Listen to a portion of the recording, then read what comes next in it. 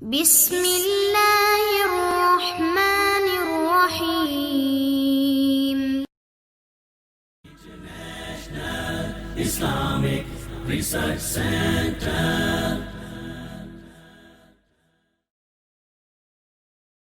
ایک حق ہے آجر اور اجیر سے تعلق رکھنے والا، مالک اور خادم، مالک اور نوکر، آقا اور غلام سے تعلق رکھنے والا، کہ ہمارے بڑے لوگوں کے یہاں ہمارے حقوق کیا ہیں۔ فیکٹریوں کے مالک، کمپنیوں کے مالک، ان کے یہاں کام کرنے والے ایک چھوٹے سے چھوٹے ملازم، جس کو مومن کہتے ہیں عامل۔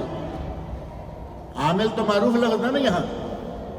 عربی میں عامل گورنر کو بھی کہا جاتا ہے۔ عربی کی وسعتیں دیکھیں، عربی میں عامل گورنر کو بھی کہتے ہیں کہ نبی صلی اللہ علیہ وسلم نے فلاں علاقے کی طرف اپنا عامل بھیجا۔ معاذ بن جبل رضی اللہ عنہ، حضرت ابو موسیٰ اشعری رضی اللہ عنہ، عمر بن عاص رضی اللہ عنہ مختلف علاقوں میں گورنر بنا کر بھیجے گئے۔ اور جب خط لکھتے ہیں تو خط لکھتے ہیں کہ ہم اپنے عاملوں سے خطاب کرتے ہوئے لکھ رہے ہیں، یعنی جو مختلف علاقوں میں ہمارے گورنر ہیں۔ عامل گورنر بھی ہیں اور عامل ہمارے یہاں لیبر بھی ہے۔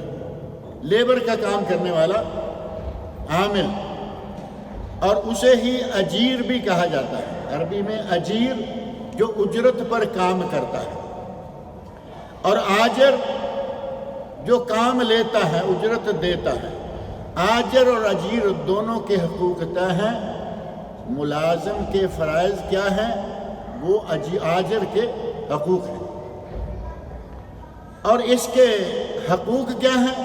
وہ آجر کے واجبات ہیں اور اس کے فرائض ہیں۔ اسلام نے آجر اور اجیر دونوں کے معاملے کو مکمل تفصیلات کے ساتھ ہمارے سامنے رکھا ہے، اور کسی کو ظلماً کام پہ لگا کر بلا وجہ اس سے کمائی کر کے کھانے کو حرام قرار دیا۔